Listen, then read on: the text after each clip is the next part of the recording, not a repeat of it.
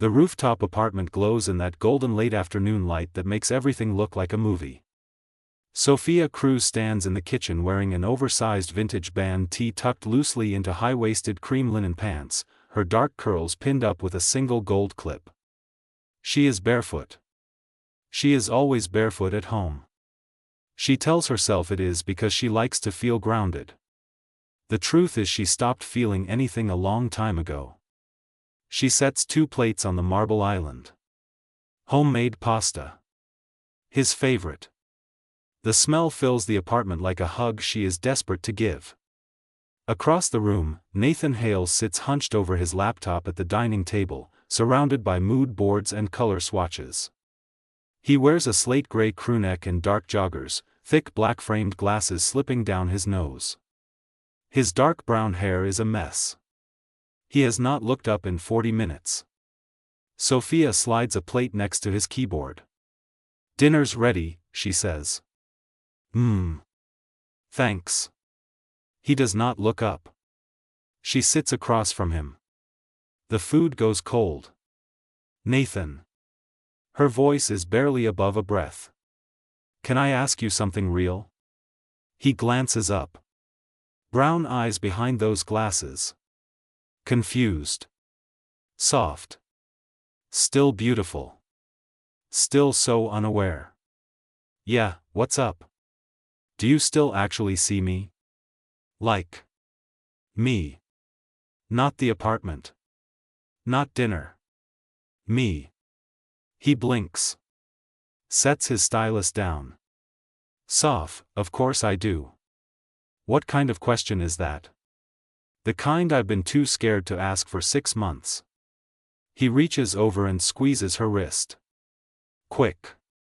Automatic. Like hitting a button. "You're everything to me. You know that." She looks at his hand on hers. Then at him. "Then why do I feel like a roommate you're politely tolerating?" Silence crashes between them louder than any argument. Nathan leans back. Runs a hand through his hair. "I'm in the middle of the biggest pitch of my career. The Voss campaign could change everything for the studio. I thought you got that." "I do get it." Her voice does not shake. She will not let it shake. "But I'm starting to wonder if you'd even notice if I just stopped showing up." He opens his mouth. Closes it. The sun dips below the skyline. The golden light goes gray. And for the first time, Sophia does not fill the silence for him. 3 days later, an invitation lands in Sophia's inbox. The Voss Creative Summit. Black tie. Rooftop venue. Saturday night. Nathan mentions it the same way he mentions grocery lists. "You're coming, right? It would look good. For us. For the studio. Not would you like to come? Not I want you there. For us. For the studio." "Sure," Sophia says. Smiling at her phone screen so he cannot see her face. That evening she calls her best friend, Danny. "I need a dress," Sophia says, standing in her closet. Everything inside it is neutral. Beige. Sage. Safe. Forgettable. Not a me dress. Like a her dress. The version of me I forgot existed. Danny's voice drops to that low, fierce frequency she only uses when she means business. "Say less." Saturday morning. We are going full montage. They hit 3 boutiques before Danny yanks a dress off a rack like she is pulling a sword from a stone. Cobalt blue. Silky. Cut low in the back, high on the thigh. The kind of dress that does not whisper. It announces. "Try it," Danny says. "That is not my vibe." "Girl, your vibe has been beige linen for 2 years. Try the dress." In the fitting room, the fabric slides over Sophia like cool water. She turns to the mirror. And something in her chest cracks open. Not the sad kind of cracking. The kind that lets the light in. She looks like herself. The self she packed away when she started shrinking to fit Nathan's life. She steps out. Danny covers her mouth with both hands. Oh. He is going to absolutely lose it. Sophia looks at herself one more time. Jaw set. Eyes sharp. That's the point. She buys the dress. Hangs it in the back of her closet behind the beige linen. A secret. A signal flare. Saturday cannot come fast enough. And it cannot come slow enough. Because Sophia is not sure anymore if she is trying to save something. Or set it on fire. The rooftop venue sits 40 floors above the city. String lights stretch across a midnight sky. The crowd is all sharp suits and sharp conversation. Nathan arrives in a tailored charcoal blazer over a crisp white shirt, dark trousers pressed to perfection, his hair actually styled for once. He looks good. He knows he looks good. He is already mid-handshake with a client when Sophia steps off the elevator. She wears the cobalt blue dress. Her curls are loose now, falling past her shoulders.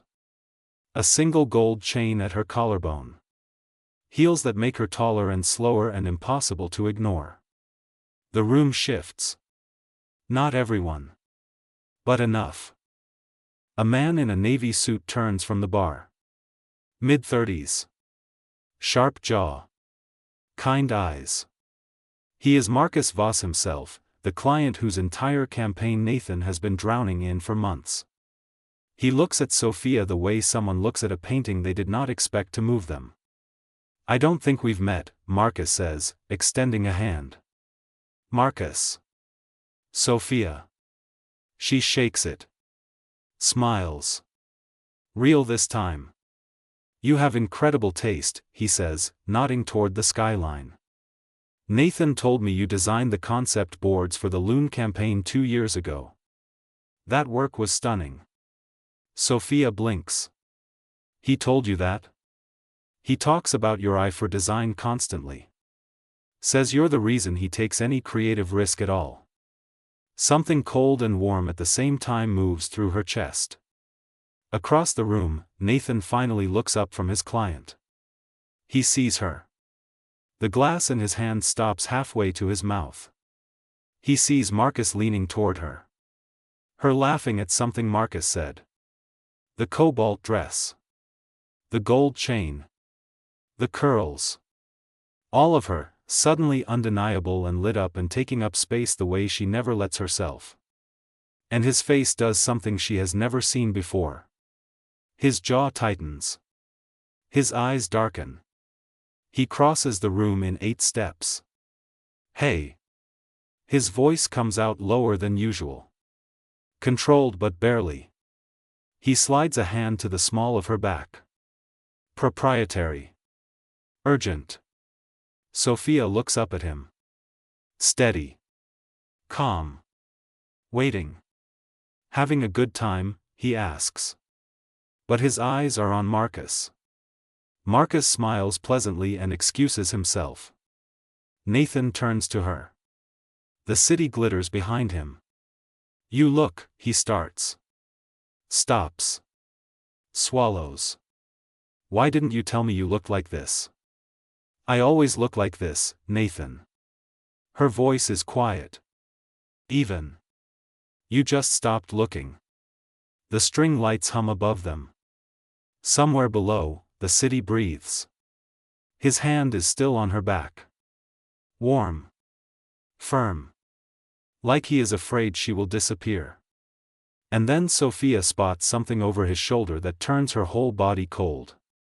A woman in a red wrap dress steps out of the elevator. She scans the room. Her eyes land on Nathan. And Nathan's phone, face up in his breast pocket, lights up with a name. Mia. Sophia does not run. She has never been a runner. She watches the woman in the red dress move through the crowd like she belongs there. Like she has been here before. Like she knows exactly where Nathan stands. Sophia steps back. Lets Nathan's hand fall from her back. Who is Mia? She asks. Nathan goes very still. The city noise fades. The string lights suddenly feel too bright. What? Your phone. Just lit up. Mia.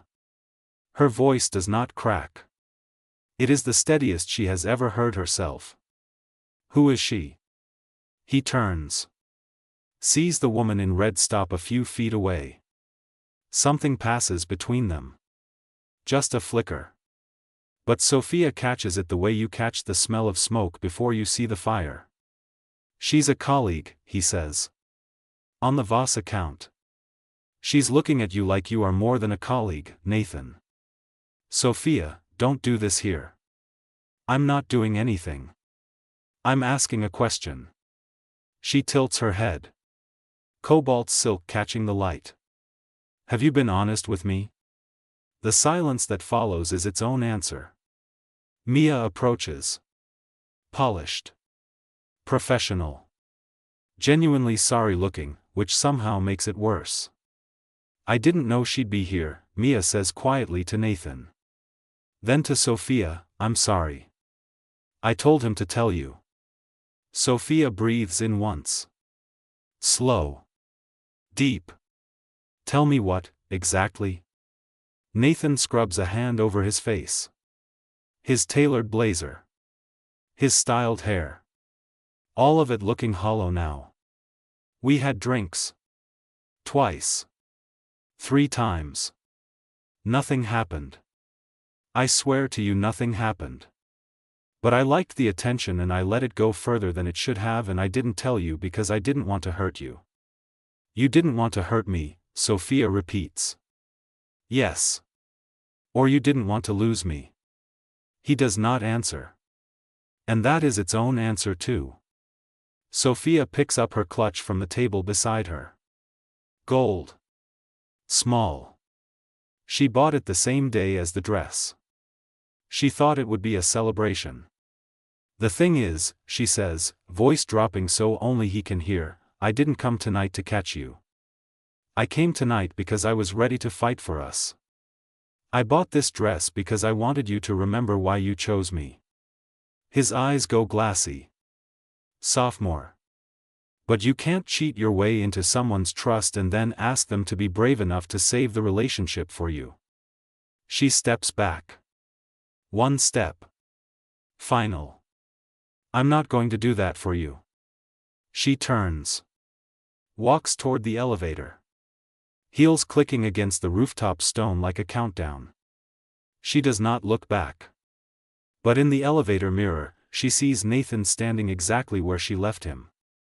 Alone in a crowd of people. Figuring out, maybe for the first time, what he is actually capable of losing. 3 weeks pass. The apartment is still his. Sophia takes her clothes, her books, her vintage record collection, and the framed photo of her grandmother. She leaves the pasta bowls because she bought them for him anyway. She moves into Danny's spare room. It smells like lavender and takeout containers. It is the most at home she has felt in months. Nathan texts. She reads every message. Responds to none.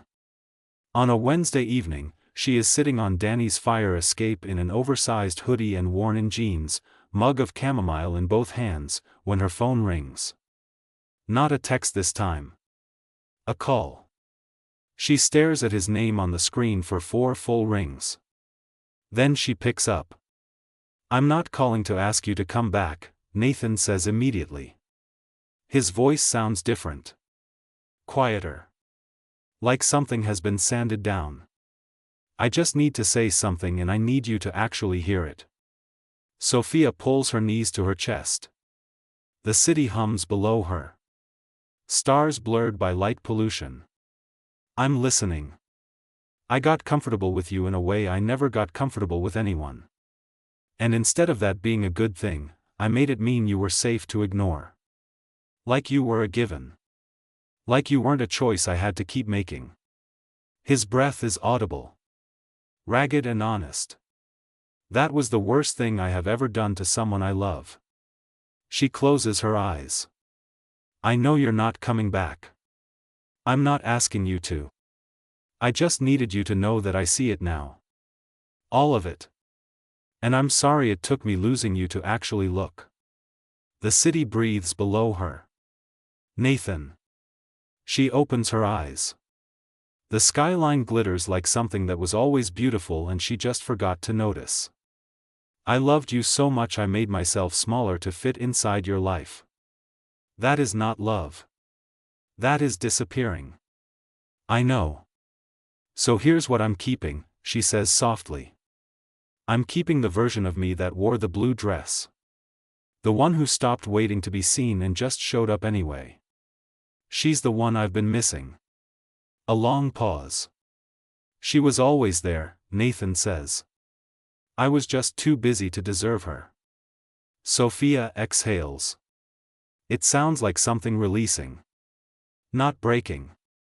Releasing. Take care of yourself, Nathan. You too, sophomore. I mean it. She hangs up. Sets the phone on the fire escape railing. Wraps both hands back around her mug. The chamomile has gone warm. Not hot. Not cold. Just right. Inside, Danny yells something about ordering Thai food. Sophia tips her head back. Breathes in the night air. And for the first time in a long time, she does not feel like a ghost. She feels like a beginning. The end.